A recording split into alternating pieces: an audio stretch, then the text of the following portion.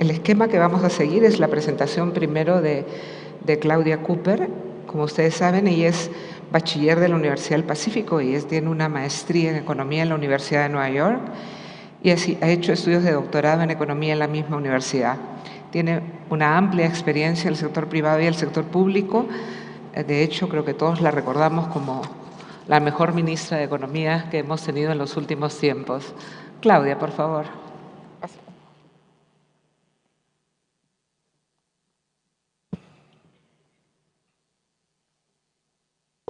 Muchas gracias, Mayu. Gracias, Ángela.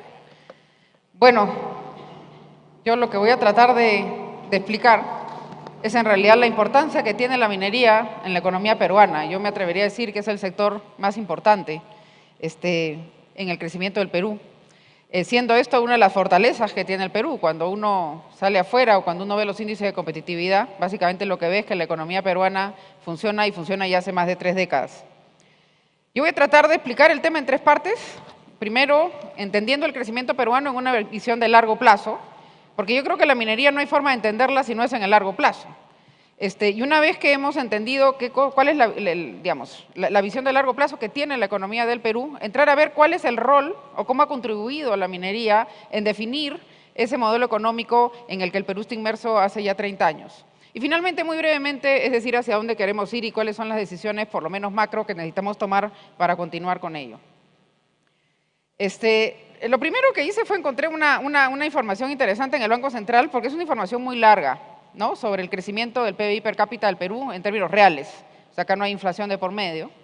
Y lo primero que uno ve es que hasta el año 93, ¿no es cierto?, hay un cambio radical entre lo que pasó con el crecimiento del Perú hasta el año 93 y lo que ocurrió después del año 93. Desde el año 20, que había la data, hasta el año más 73, uno vio que el Perú crecía una tasa promedio, el PBI per cápita, de 2.4. Pero ese crecimiento, y lo vamos a ver más adelante, no era un crecimiento necesariamente sano, y ese crecimiento que no fue sano, porque no fue de alguna manera sostenible, nos llevó a la tremenda caída que se inició en el año 73 y se acabó en el año 93. En el año 93 nosotros cambiamos el modelo económico al cambiar la Constitución, en realidad. Y a partir de ahí lo que hemos tenido sí es un crecimiento sostenido.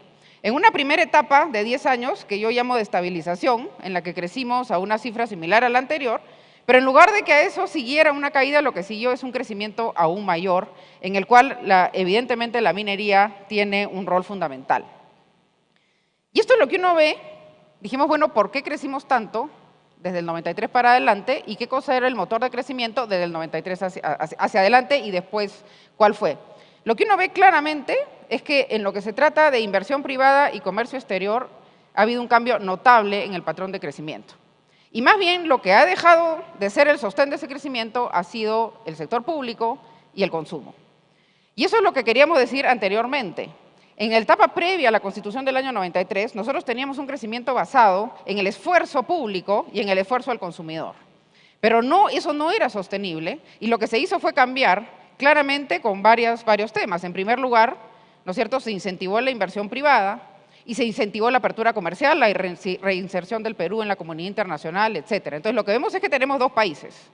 Un país que antes crecía con puro esfuerzo público y puro consumo, y el otro país que lo que hacía era básicamente basar su crecimiento en la inversión privada y en su reinserción en el mundo internacional. Y entonces, cuando uno ve en nuestra comparación con América Latina, uno ve que nosotros más o menos al iniciar los años 80 éramos del promedio de América Latina, en lo que se llama PIB per cápita ajustado por poder de compra, éramos más o menos el 70%. En la década de los 80, cuando se nos vino todo el problema, todo el resultado que ese crecimiento no sostenible generó, caímos al 50%. O sea, el Perú no llegaba ni al 50% del PIB per cápita del promedio de América Latina. Cuando cambiamos de modelo para crecer, lo que hemos visto es que hemos recuperado muy fuertemente el espacio. Y ya hemos básicamente recuperado todo lo que habíamos perdido en los 80, por lo menos en gran cantidad de países. Pero en lo que es la Alianza del Pacífico, aquellos países a los cuales nos queremos parecer, o por lo menos que queremos seguir pareciéndonos, todavía nos falta. Nos falta para recuperar el terreno perdido con Colombia, con Chile y con otros países como Panamá, Puerto Rico, que son también competitivos. Y entonces, lo que uno ve, y yo ahí traté de dividir al Perú en 4 etapas. La primera, obviamente, era la etapa previa a la Constitución del año 93, el Perú en tasa de crecimiento promedio de todo el periodo, en términos reales ajustados por poder de compra, ocupaba el puesto 126 de 139. Es decir, estábamos a la cola del mundo en realidad. Cuando cambiamos, ¿no es cierto?, nuestra manera de ver la economía y nuestra manera de crecer de manera que sea sostenible en el tiempo, nos damos como que bajamos de ese 126 dramáticamente a 25. Esto era previo al boom minero que ocurrió a partir, ¿no es cierto?, de la entrada china a la OMC y que se materializó a partir del año 2003. Ahí pasamos a ser el país número 11 de 139 en crecimiento de PBI real. En el periodo de hoy día, que ya pasó el boom de metales, hemos básicamente regresado al puesto 46. Pero lo que tenemos es claramente una situación, ¿no es cierto?, muy diferente a la que teníamos previo a los años 90. ¿Qué es lo que pasaba? Este gráfico es muy complicado, pero yo quiero quedarme con la intuición. Lo que pasaba es que, ¿qué pasó? Como dije antes, basamos nuestro crecimiento en lo que podía hacer el sector público y en lo que podía hacer el consumo. El problema es que con qué financiamos a ese sector público y a ese consumo. Lo primero que teníamos, y hay que ver la parte del gráfico de la derecha, es que teníamos una balanza comercial que casi llegó, el déficit casi llegó al 10% del PBI. Y no solamente eso, sino que los capitales salían. Y entonces teníamos déficit en cuenta corriente, o sea, en la situación externa, y teníamos déficit en la cuenta financiera. ¿Cómo se financió eso? Con una cosa que yo vi en la cifra del Banco Central que se llama financiamiento. Este es el déficit fiscal, pero voy a pasar a la siguiente. Una cosa que se llama financiamiento excepcional. Cuando empecé a ver qué cosa era ese financiamiento excepcional, resulta que era la decisión unilateral de no pagar la deuda. Y entonces lo que tenemos es que esa situación cambia radicalmente a partir, ¿no es cierto?, del año 93, en el cual el Perú se reinserta, y lo que el consumo necesita para vivir, porque en el Perú, para consumir importamos gran parte de lo que consumimos, en realidad lo estamos financiando con dinero que entra a través del mercado de capitales. Es decir, el dinero externo está entrando para financiar el déficit de la balanza comercial peruana, es decir, entre lo que se exporta y lo que se importa. Y a partir de ahí, todo eso ha seguido más o menos bien. En la etapa del boom del minero, lo que tuvimos es un superávit. Teníamos dólares entrando, teníamos superávit comercial y superávit en la cuenta financiera. Pero a partir del año 93, cuando entendimos que el financiamiento no puede ser inorgánico, tenemos una situación externa que hoy día es sostenible. Voy a tratar de regresar. ¿Cómo hago? El otro paralelo, como dije, el consumo peruano, crecíamos a punta de consumo y crecíamos a punta del sector público. Al consumo vemos que los financiados simplemente decidiendo no honrar nuestras obligaciones. Y en el tema del sector público, ¿cómo se financiaba? Cuando uno ve, dice financiamiento interno. Eso era básicamente el Banco Central emitiendo moneda. Y entonces lo que vemos es otra vez, a partir del año 91, 92, cuando cambiamos todo a la manera de ver el Perú, se crea un set de reformas muy importante. Y lo primero que se hace, se dice, el BCR ya no va a financiar al Estado. En segundo lugar, nos reinsertamos al sistema internacional, es decir, tenemos que convencer al mundo internacional que nos financie. Generamos un sistema de ahorro sostenible, que es el sistema de pensiones, etcétera, etcétera. Y a partir de finales del año 90, continuamos con la segunda etapa de las reformas. Es decir, empezamos a decir que no podemos financiar nuestro crecimiento si no podemos crecer en base a variables que no tienen financiación. Es decir, si vamos a generar el sector público y vamos a hacer estímulo público para generar crecimiento, necesitamos tener el financiamiento para eso. Y si vamos a incentivar el consumo, tenemos que poder financiar las importaciones que ese mayor consumo genera. En tercer lugar, que es otra parte que es muy interesante cuando uno empieza a ver, acá lo que nosotros tenemos es la balanza comercial y la renta de factores. ¿Qué cosa es la renta de factores? Acá hay otro cambio fundamental en el año 93, que también va a decir, y esta va a ser esta es la base sobre lo que voy a tratar de decir sobre el sector minero en la segunda parte de mi presentación. Lo primero que uno ve es que a partir del año 93, ¿qué cosa pasa? Antes del año 93, lo que uno tenía, como dije, era, no solamente importábamos más de lo que exportábamos, sino que además los capitales salían. A partir del año 93 lo que teníamos era dinero que entraba para financiar nuestro consumo o nuestras importaciones. Lo que uno ve es que antes, entre el año 80 y el año 93, eso que se llama renta de factores, en verdad significaba la plata que salía del Perú para pagar la deuda, es decir, para pagar los intereses de la deuda y para pagar las amortizaciones de la deuda. A partir del año 2003, ese financiamiento es mucho más sano, porque ya no es deuda, es capital, es decir, es la inversión extranjera que llega al Perú cuyas utilidades se remesan a sus casas matrices. Uno ve claramente la diferencia en el gráfico de la izquierda. Primero, era puros intereses, que son flujos, además, intereses de deuda adquirida por el Estado. Y en la segunda parte, lo que uno ve, que ya no son solo intereses. Primero, es el sector privado, es decir, son los privados invirtiendo en el Perú y sacando el dinero a través de utilidades. ¿Eso qué cosa quiere decir? Que el dinero no va a salir si no hay inversión. Es decir, es mucho más flexible. Yo no tengo que pagar deuda. En los momentos donde no hay inversión, vamos a tener menos salida de capitales. Entonces, estamos ante una situación fiscal y externa que hoy día es claramente sostenible.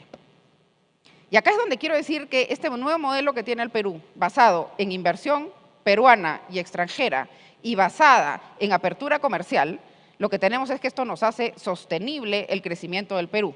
Hemos tenido en marzo, y tengo entendido que lo ha dicho el presidente Vizcarra, estamos otra vez regresando a un crecimiento de 3%, eso no es gratis.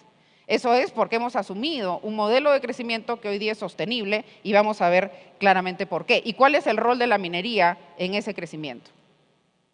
Cuando uno ve la cartera exportadora, ¿no es cierto? Lo que ve es que claramente quien lidera el mundo exportador nuestro es las exportaciones no tradicionales.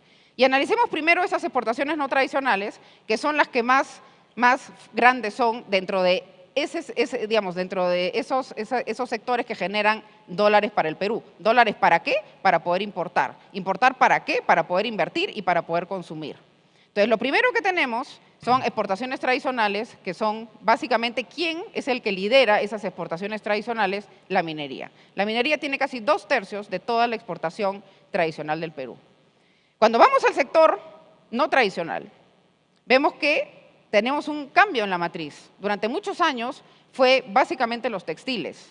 Hoy día es la agroindustria la que está compitiendo no está compitiendo, todavía le falta, pero es la que está llamada de alguna manera a ser un elemento diversificador de ese sector minero en la generación de dólares a través de las exportaciones de bienes. Y finalmente en servicios, el principal sector es turismo, que es otro sector que deberíamos apuntalar fuertemente para poder generar la ansiada diversificación productiva de la que se ha hablado muchísimo.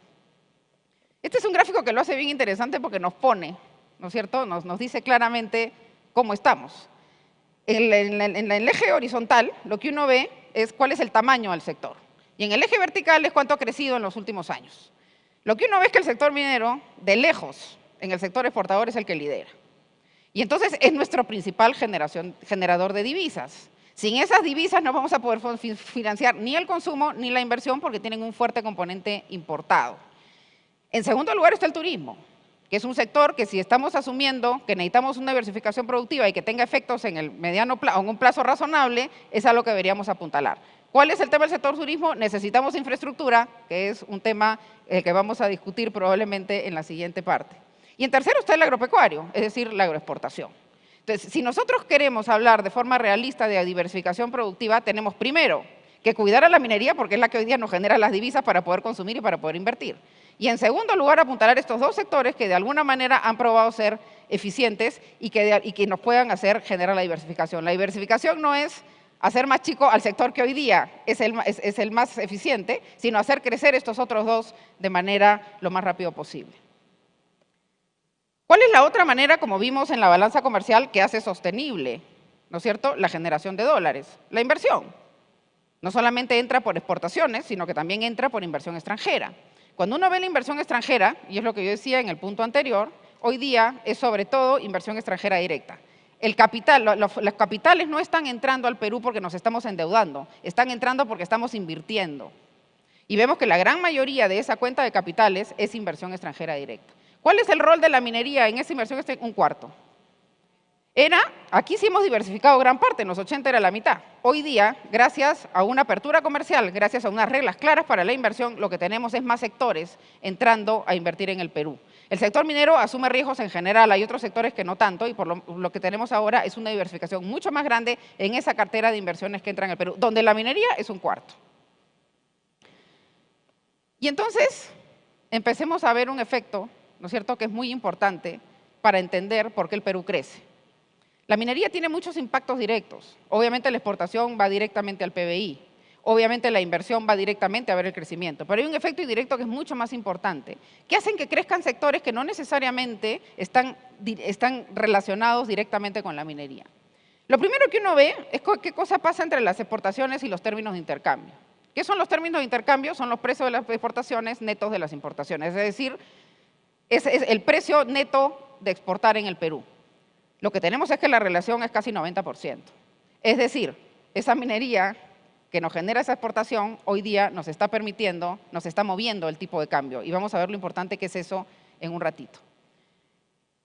Esos términos de intercambio nos afectan inmediatamente el tipo de cambio. La relación también es altísima. Es decir, cuando los precios de las exportaciones suben, cuando las exportaciones suben están relacionados y tenemos una estabilidad del tipo de cambio que es fundamental para determinar el consumo y la inversión en el Perú. Y también nos mueve la tasa de interés. Es decir, exportamos, tenemos una valoración del tipo de cambio mucho mejor y tenemos también tasas de interés más bajas. Es decir, la situación externa hoy día en el Perú define la estabilidad cambiaria y la estabilidad de tasas de interés que son fundamentales para crecer. Y esto es lo que yo quería decir. Cuando uno ve y compara el tipo de cambio peruano, lo he tenido que dividir en tres porque si no, no se iba a ver. El tipo de cambio peruano es sumamente estable. Es sumamente estable porque tenemos cuentas fiscales sólidas y porque tenemos cuentas externas sólidas. Y para tener cuentas fiscales sólidas y cuentas externas sólidas necesitamos tener inversión extranjera que financie el déficit y necesitamos tener capacidad de un país para generar recursos, es decir, impuestos, y para tener tasas de interés bajas para financiar su déficit. Y entonces lo que uno ve es que claramente el gráfico de abajo son los países que tienen la mayor estabilidad cambiaria. Y de esos el Perú es el que tiene el promedio más bajo de cambio en el tipo de cambio, la estabilidad mayor. Y entonces acá hay un gráfico que a mí me parece recontrapotente. Y yo creo que ese es el principal aporte, como yo digo, del sector minero en el crecimiento del Perú. Al tener un tipo de cambio estable, lo que tenemos es tasas de interés muy bajas. Y entonces estas son las curvas de unos países que hemos seleccionado, todos emergentes, y lo primero que uno ve es que el Perú es el que tiene las tasas más bajas a los plazos más largos. Y entonces cuando uno empieza a decir por qué se desarrolla el mercado inmobiliario, es porque yo puedo pedir un crédito hipotecario a 30 años a 7% en soles nominales. Eso no lo tiene ni Chile. Chile no está acá porque casi no tiene deuda, pero vemos la diferencia con Colombia, donde la deuda puede ser mucho menor, y con México. Y entonces, sin cuentas fiscales estables y sin cuentas externas estables, esto no sería posible y el Perú probablemente no estaría creciendo a 3, sino estaría igual que el resto de la región. No solo es eso. No solamente es la tasa de interés destinada a la inversión, también es el ahorro. Fíjense la relación que hay entre los términos de intercambio y la rentabilidad de los que tenemos ahorros en los fondos de pensiones y de la rentabilidad en la bolsa de valores. Cuando yo empecé a ver y decir cuál es la participación, ¿no es cierto?, de las acciones mineras, tanto en los fondos de pensiones como en la bolsa de valores es un tercio, es un montón, pero en los fondos de pensiones no es tanto. ¿Dónde está el efecto mayor a través del tipo de cambio? Porque las posiciones en dólares de esto sí son muy altas. El ahorro peruano tiene una alta posición en dólares y también tiene una posición importante en minería, sobre todo la bolsa de valores, pero la correlación es altísima. Entonces, para poder tener estas cifras, tener rentabilidades interesantes, estabilidad, tasa de interés bajas, consumo estable, producto de un tipo de cambio estable, necesitamos tener cuentas externas financiadas y para eso necesitamos inversión extranjera directa y exportaciones. El sector minero tiene el rol más importante en esas dos variables. Pasemos a inversión privada, porque la inversión privada, aparte, además más que generar estabilidad, genera crecimiento, porque genera empleo. Y entonces uno va a la inversión privada y lo que empieza a ver es que, esto lo saqué del Banco Central, el sector minero representa casi el 40% del total de anuncios de inversión privada en el Perú. Es decir, la inversión privada también tiene en la minería su principal contribuyente y es la inversión privada la que principalmente define el empleo. Y entonces lo que vemos es que para esa inversión privada las expectativas también son importantes. Y los términos de intercambio, según un análisis también del Banco Central, de una encuesta, dice que tienen un porcentaje muy importante en la decisión de inversión. ¿Por qué? Porque sabemos que somos un país minero. Y como somos un país minero, obviamente, y la minería genera inversión a gran escala. La única que competiría con el sector minero es la infraestructura. Pero hoy día tenemos unos problemas muy graves que hacen que ese sector esté mucho más sujeto a los vaivenes políticos que en el caso del sector minero, que depende fundamentalmente del sector privado. Y acá viene un talento que tiene el Perú enorme. Este gráfico yo me lo he robado de cuando estaba en el MEF y les pido disculpas, lo tenía en una presentación y lo vuelvo a poner, por eso está un poco viejo. Tenemos todos los metales en todas partes. Y esto nos diferencia de países como Chile, ¿no es cierto? Porque se le cae el cobre y entonces tiene un problema medular. Nosotros tenemos cómo, de alguna manera, compensar eso y lo tenemos en todas partes del territorio. Es muy complicado que alguien venga y decida, ¿no es cierto?, tomar una sola empresa, tendría que tomar todo el Perú. Es un país bendito en eso, tenemos todos los minerales en todas partes y, como dije, eso hace muchísimo menos volátil la inversión minera en el Perú. Entonces, en la parte de crecimiento, como dije, en realidad en la inversión privada es donde la minería tiene su principal objetivo. Y también en la recaudación. Lo primero que vemos, otra vez, pareciera que el Perú es un país que se mueve con el sector minero y es una cosa que la tenemos que entender. Y se mueve con el sector minero y es un sector minero que ha sido eficiente y que nos está generando estabilidad, estabilidad macro. Y entonces lo que tenemos es, cuando vemos los términos de intercambio, se mueve con la recaudación. Entonces lo que tenemos hoy día es que la recaudación también depende, ¿no es cierto?, de nuestro sector minero, más aún el impuesto a la renta. Estos gráficos son también difíciles, pero sí quisiera tratar de explicarlos de manera sencilla. Lo que he hecho es, en el eje horizontal, he puesto la participación de cada uno de los sectores en el PBI. Y en el eje vertical, la participación de ese sector en la recaudación.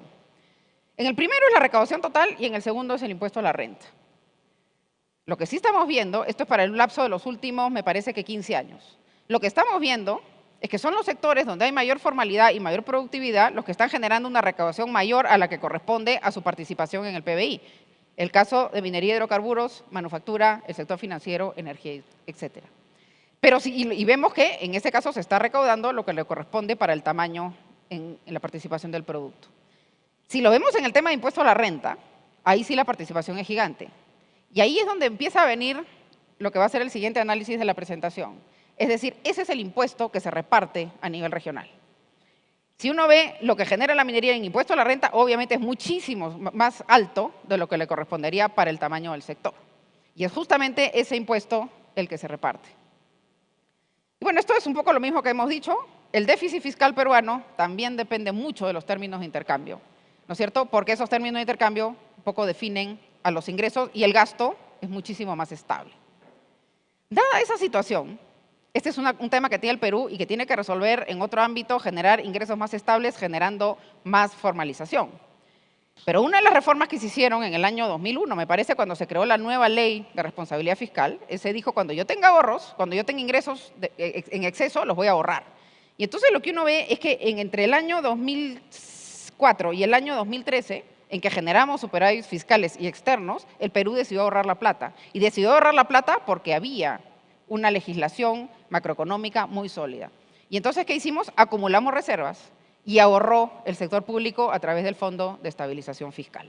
Entonces, hemos encontrado la manera de convertir ingresos volátiles en ingresos más estables. Es decir, yo ahorro eso para poderlos usar cuando las vacas no estén gordas. Y entonces acá es donde viene nuestro reto. Yo creo que yo veía todo esto cuando lo analizaba en función al sector el que hoy día represento. Es decir, es como que yo tenga en realidad un portafolio de inversiones y tenga mi acción estrella. Esa acción estrella la tengo que cuidar, es la que más me rinde. Entonces, lo que tengo que hacer es, para no ser tan dependiente de esa acción estrella, empezar a generar nuevas alternativas. La agroindustria y el turismo son dos alternativas que tenemos a la vuelta de la esquina. Una necesita infraestructura, la otra necesita su ley de promoción agraria que está esperando hace mucho tiempo, porque requiere estabilidad para poder invertir. Pero cuando vemos lo que hemos hecho ya a nivel como sociedad, es donde no nos ha ido tan bien. Lo primero que uno ve, si coge la cifra de pobreza con el porcentaje del sector minero en cada región, lo que ve es que mientras más importante es el sector minero en la región, más pobres hay. Y entonces no hemos conseguido hacer eso que sí hemos conseguido como país a nivel macroeconómico. Es decir, estoy usando mis reservas de la mejor manera posible. Entonces, cuando uno ve la caída de pobreza en los últimos 10 años, ve que no tiene nada que ver, ¿no es cierto?, con esas regiones que en realidad tienen la mayor riqueza de todas, que es la riqueza del sector minero. Acá he tratado de ver un poco los problemas según mi experiencia. Tenemos problemas para hacer que ese dinero llegue, ¿no es cierto?, y haga sostenible socialmente estos proyectos. Lo primero que uno ve, yo traté de de correlacionar el impuesto a la renta del sector minería y hidrocarburos y básicamente el gasto de capital de los gobiernos subnacionales. Me salió una cosa que no tenía nada que ver, pero cuando hice una correlación después de 2 años me di con que sí estaban muy correlacionadas. Es decir, cuando el ingreso llega demora 2 años en gastarse. En gastarse. Eso no quiere decir que en terminada la infraestructura. Y entonces acá tenemos 1000 problemas, desde que no se cumplen los contratos, hasta que se generan problemas de arbitraje, hasta que la regulación cambia todos los años, y lo que tenemos es una incapacidad para gastar muy fuerte. Entonces, lo que se logra gastar, una vez que llega el recurso, 2 años, según un cálculo sumamente general. Pero lo primero que tenemos que hacer es mejorar ese sistema de indicación, porque lo que estamos viendo es que los contratos no se cumplen, demasiados arbitrajes, no se entregan los terrenos, etcétera, etcétera. La segunda parte, que es un tema más interesante y creo que tiene una solución más fácil, es que los ingresos son demasiado volátiles para el gasto.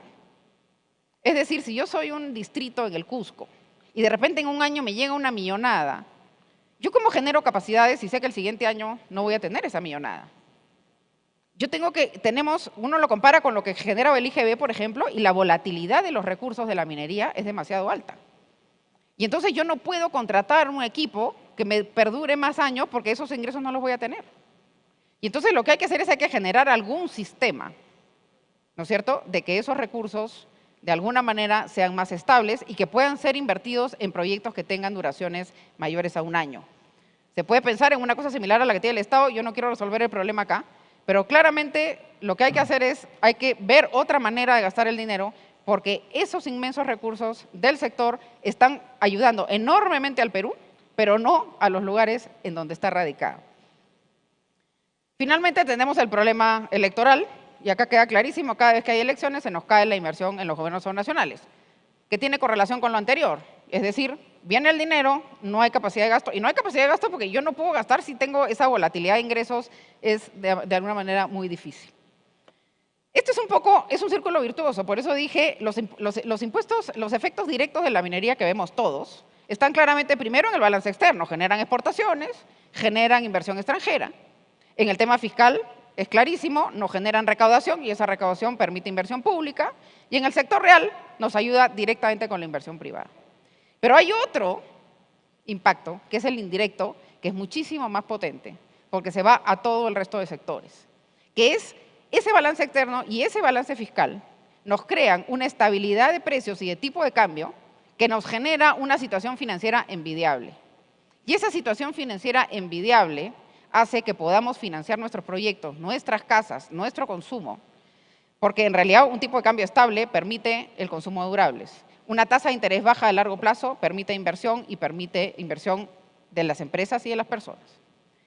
Y entonces todo esto colinda en más PBI, más recaudación y empezamos en un círculo virtuoso. Si nosotros prescindimos del sector que hoy día es responsable de todo esto, vamos a tener un problema que hoy día no tenemos. Es lo que dice, uno no lo ve cuando lo tiene, cuando no lo tiene empieza a darse cuenta que sí está en un problema grave. Yo quiero finalizar de hacia dónde queremos ir. Y acá lo que uno ve es que América Latina está dividida en 2. Estamos dividida entre los países que básicamente tienen los valores que tiene el Perú desde el año 93 y los países que no lo tienen. Y entonces, previo, ¿no es cierto?, al fin del boom de los commodities, todos crecíamos igual, ¿no? Y entonces los países que no tenían los valores de ese crecimiento sostenible obviamente no entendían la necesidad de tenerlo. Pero una vez que se acabó el boom de commodities, la diferencia entre ambos grupos es realmente grande. ¿Por qué? Porque la diferencia en lo que significa la inversión privada es realmente grande. Y esto no solamente es en el Perú, es en América Latina. Acá me hubiera gustado separar la TAM en 2, pero no me dio el tiempo. Y lo que uno empieza a ver es que nos están llevando años luz los países, por ejemplo, asiáticos. ¿Por qué? Porque tienen en esa inversión privada el principal motor de su crecimiento. Eso es todo. Muchísimas gracias.